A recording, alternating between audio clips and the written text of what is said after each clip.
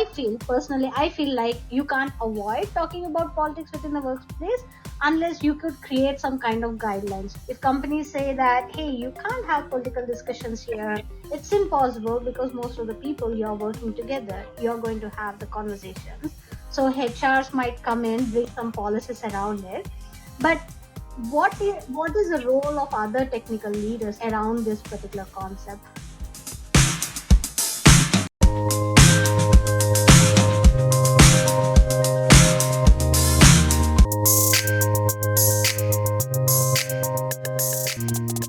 Welcome back to Take It Online, where we dive deep into workplace dynamics, exploring how culture shapes the happiness and productivity of employees. I'm your host, Brittain Wells, partner and organizational culture advisor of an AI product company in the organizational development space called the Happy Employees. We support executives, CEOs, and HR professionals to establish or reestablish positive, productive, high-performing, and happy work environments. On our podcast, some of the topics will be culture-focused, some will be AI-focused, and some will be focused on how the two intersect. We hope you finish each episode having laughed a little, learned at least a little, and excited to tune into the next episode. If you enjoy our episode, please like, subscribe, and share with your friends and colleagues. Today we've got Mike Biamonte from Affinity Solutions. He's been there, close to 25 years now, Mike? Yes. I did a little LinkedIn research to verify that. Yeah, I've got the Happy Employees founder, Akhila, and Nicole, Gill, one of our partners and organizational culture advisors, to talk about this election season and how to manage that from an HR perspective or a executive leadership perspective. Thanks for joining us today, Mike and Akhila and Nicole. Thanks for having me. So, Mike, we want to actually understand your thought process, your personal opinion. You have been at Affinity Solutions for long. You have seen the transitions within the company, different type of people working over the years, and you have been in multiple positions too. The very sensitive topic, employees who get anxiety around it or get scared to actually talk about it openly, is about politics. Their personal opinions about what they feel about the candidates, what their personal beliefs are, and how they feel about someone else within the company who is enforcing their ideas or beliefs on each other. So we just want to know from HR responsibilities, how would you deal it? Or have you experienced any tensions around these political discussions? So personal experience, we had a guy, I won't name him, at the office. This was probably around 2013, 14, 15, 16. I'll give you a range so you can't guess who it is. Who was very right-wing and expressive of it. And it made work interesting, right? You'd come to the office and you could always expect a spirited discussion, right? With this one particular fella, especially, right? And only once or twice did it feel like it was getting to a point where it needed to be checked, let's say, I guess. But the folks that were participating were all relatively mature, right? We were all, 40-somethings, 50-something folks, right? So you had mostly a level of maturity. It's tough to say if there were some less mature individuals, younger folks, right out of school, whatever, that might not have escalated differently or might have needed some sort of formal policy approach. It didn't. We never had to go that far with it. And I think I'm telling that story because it was a positive experience. I would look forward to, seeing this guy in the coffee room and seeing what kind of craziness he was going to spew today. It was all very well-meaning. And I think when it comes to HR, you want to have an environment where people can be themselves. You want to have an environment where you can express yourself. There's a lot of that being talked about today, not necessarily politics, but with gender and identity and all those other things, right? You should be able to express yourself. You shouldn't have to hide it. And I think the political stuff probably falls under the same umbrella, where, you should, now I'm thinking like, when you have people have their pronouns in their email signature, you should have he, him, left, or she, her, right. Oh, you think there should be just put it right up there with the with the gender pronouns. But I think it's kind of similar, right? Because it is there or not, we know what politics they're probably participating in. So I think good point. Well, I think there's some pressure to put them there, right? I mean, we had our HR department actually tell us that it's something we should do because as a company, we want to be forward leaning. We want to be progressive. And so I guess in that way the company is taking a political view, right? About that. Well, I happen to be progressive and left-leaning anyway, so I'm like, yeah, absolutely, that's a good idea. But Like, if we are allowing that level of transparency with political views, wouldn't that change the way that people are actually thinking about you and working with you, or would that impact the personal opinions that everyone has? Hey, can I trust my manager because this person has left view, or like right view is the other way around? Will that personal fear, wouldn't that impact? Is this person gonna judge me? Is this person gonna like even take effort to listen to me? I don't know if it's a right way or not, but at least that thought would be there in my mind. How would I come against it? Like, how would I come over those kind of thoughts if we make it this level of transparency? we were talking about the whole pronoun as being potentially an expression of a political point of view, and whether or not, as a company, that there's a concern that might make some people not want to do business with you because you're so far left-leaning, you're so progressive that, whatever. That's a good question. I think at some point you have to, I'm having trouble because I happen to agree with that left-leaning point of view that you should be progressive and you should allow people to express themselves, and you probably, given the culture and given how this is new and given how I feel a responsibility to push our culture in the quote-unquote right direction, I think it's a good decision. Right. So am I concerned that people who disagree might not want to do business with us? No, I don't think so, because I happen to believe that at least the whole gender identity and pronoun, just simply being yourself at a level of being able to say, this is who I am, that's like air and water and food. Everybody should have that right. To me, that's not tremendously controversial. And I think it could go to a place where it becomes controversial. Do you think it's distracting in a work environment? Again, it depends on the saying like a little like, oh, here's a little bit about me, but when that's the topic du jour day in and day out. Yeah, yes. If it's the topic du jour day in and day out, if you give it too much, it's like anything else, you got to balance it. If you give it too much weight, it's going to take over and it's going to take away from other things, right? But I think a company policy that says, we encourage you to put your pronouns in your tagline, I think is reasonable. I think it is a political point of view because you're saying I'm over here and I'm not over there, but I don't think it goes too far, and I don't think it's so controversial that it would be distracting, and it's not at the forefront. It's just something we sort of talked about. We discussed it at a town hall. Some people bought in, others didn't. It's written in the policies. Comes up every once in a while maybe, but it's not distracting to that degree. Now, if we were to say under your tagline, I think you should write, we believe it, something, very controversial. That's going too far, right? But it's like anything else. It's a matter of degrees and it's a matter of judgment. Yeah, and I would asterisk my view. I would asterisk that as we encourage you if you would like to. Yeah, I don't think you can mandate. You can't mandate it. Yeah, I think it also depends. Again, it's a judgment call. It depends on the prevailing culture and the law. I mean, there was a time when sexual harassment was something that happened all the time, and nobody really knew that it happened, and it was just part of the culture. And then it started to be like, well, that's not such a good idea. And then for a while, certain progressive companies had policies, and then all of a sudden it became law, and now you have to have policies, right? And that's all good stuff. And that happened because there were people who were willing to stand up and say that it should be policy, right? And so there's ways you can take small steps in that direction without being too controversial. If you're saying you're progressive, you're left-leaning, you want to encourage this conversation of people coming in, authentically speaking freely, how do you feel? And you do come off as sounding more pragmatic, even if you're left-leaning. You sound like you're... Even if.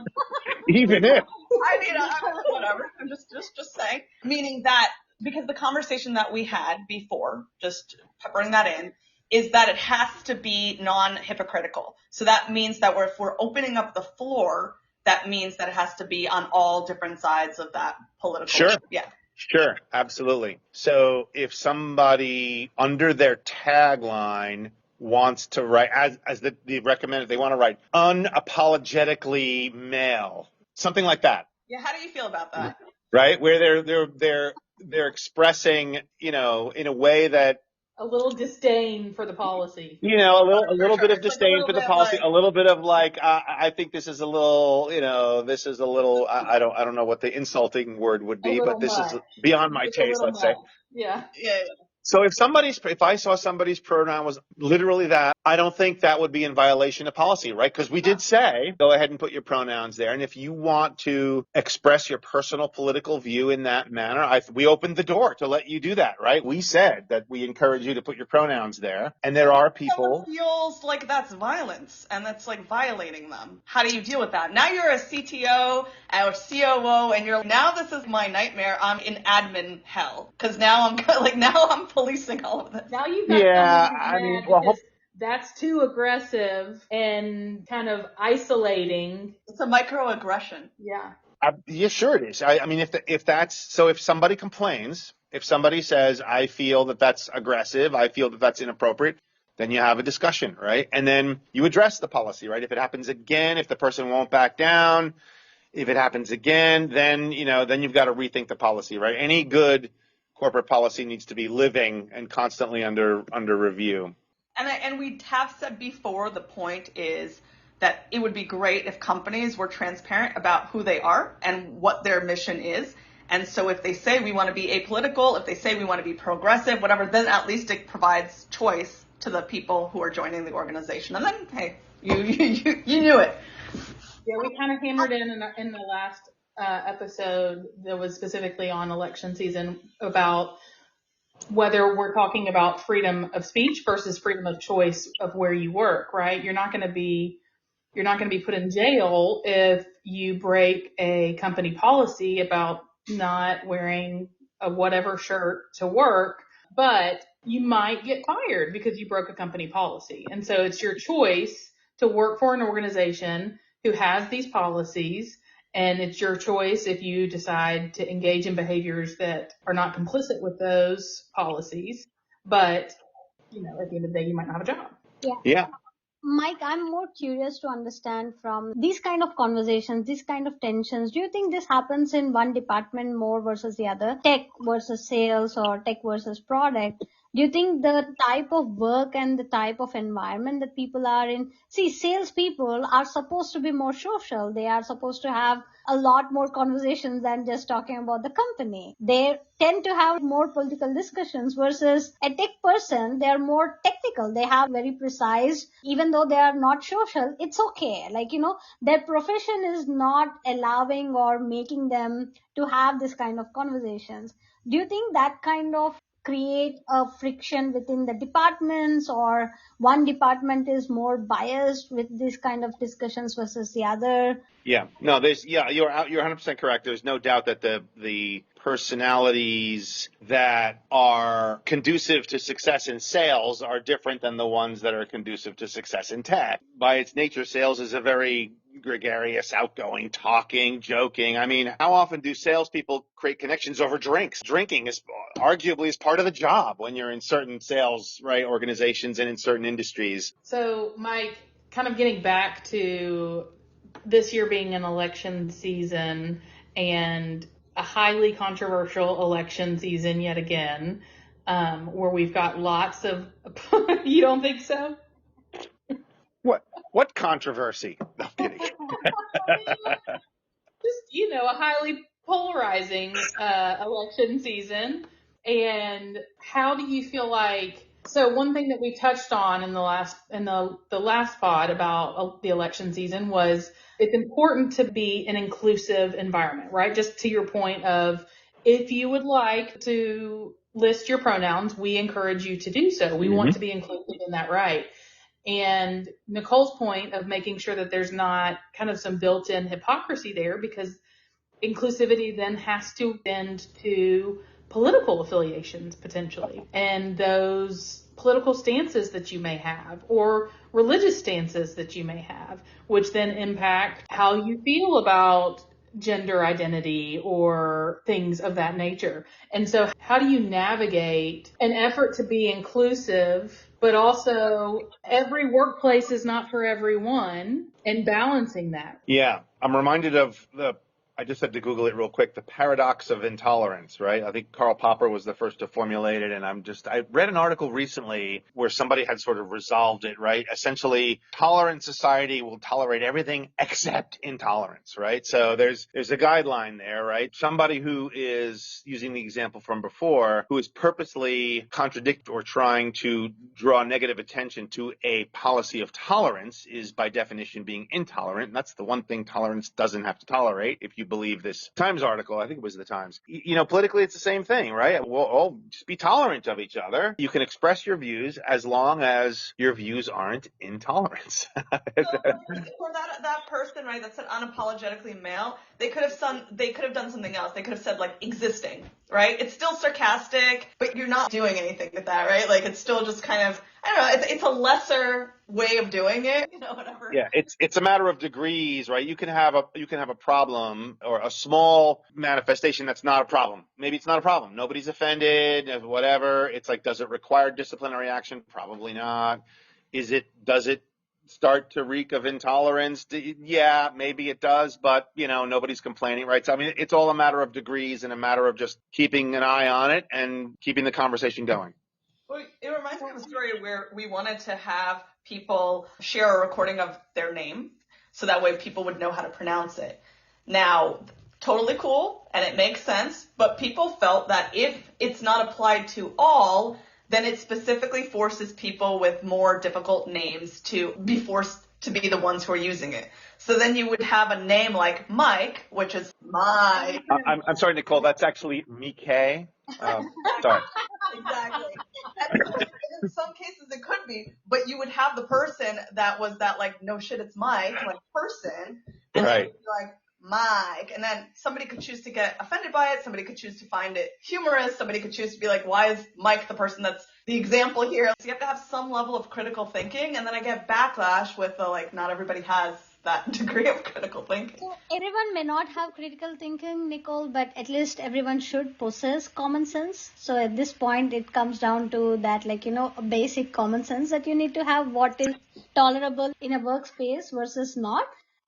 Then maybe the next step could be the critical thinking, which a lot of people would lack because of whatever the circumstances is. But I like the point that Mike was making. It is tolerated until it is intolerant, right? The tolerance needs to be developed until it's not affecting an individual. So Mike, for you, if the people that report to you as a manager, if someone comes to you and complains about, hey, this is what I feel anxiety about this politics, I don't like the other team, how they are discussing, I'm not comfortable to working with them. Do you tend to approach in these kind of situations as a reactive approach, or do you want to create some policies or have very open conversation with your team ahead of like any complaints coming? What is your personal choice? React to after something happened, like really some issue is there, then you would like respond to it, or would you take a stance of like, let me just talk before something goes wrong? Because both of the ways have like pros and cons, right? You don't want to initiate something, you don't want to ignite something that is something maybe people are not even thinking about it, but once that you actually mentioned it, people would start thinking and having that conversations. What is Right. your personal approach, reactive approach, or like?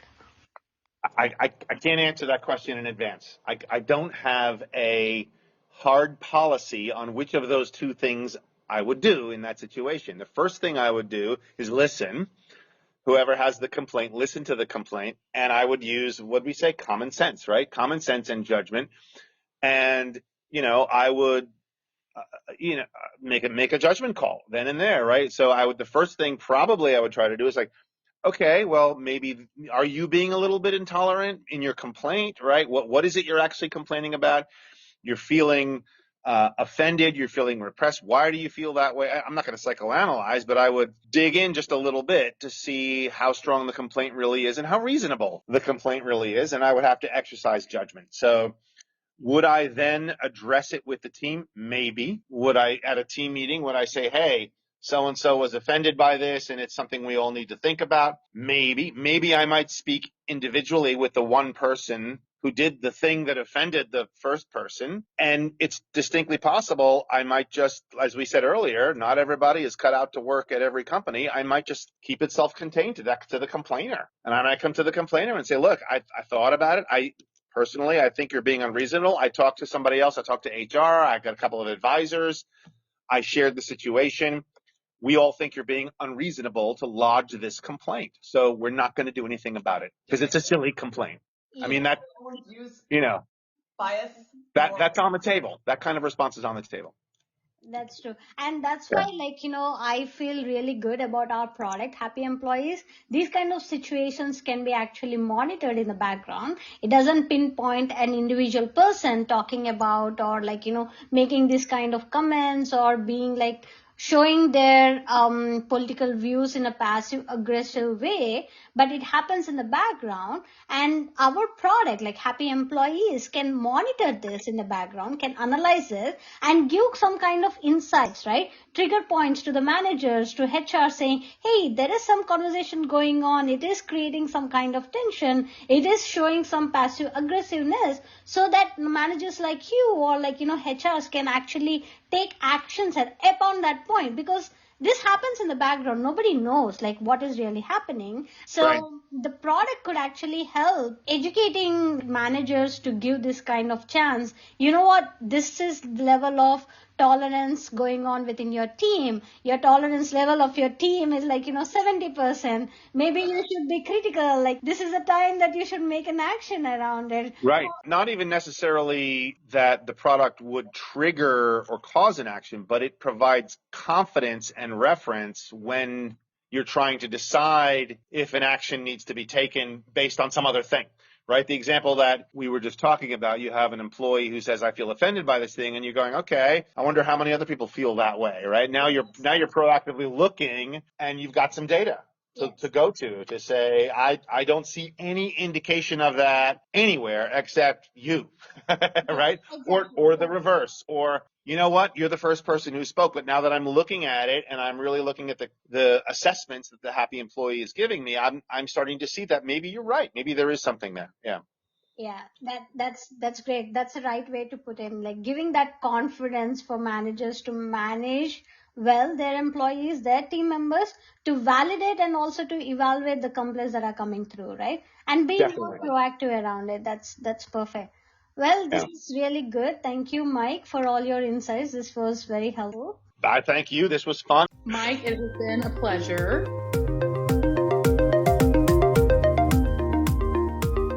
Join me, Brittain Wells, and the rest of us at the Happy Employees as we embark on this exploration of Take It Online. Whether you're an HR professional, a business leader, or simply curious about what makes great workplaces tick, this podcast is for you.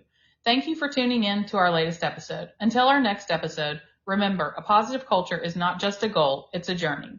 Taking it offline hides feedback and stifles progress. Keep it open. Take it online.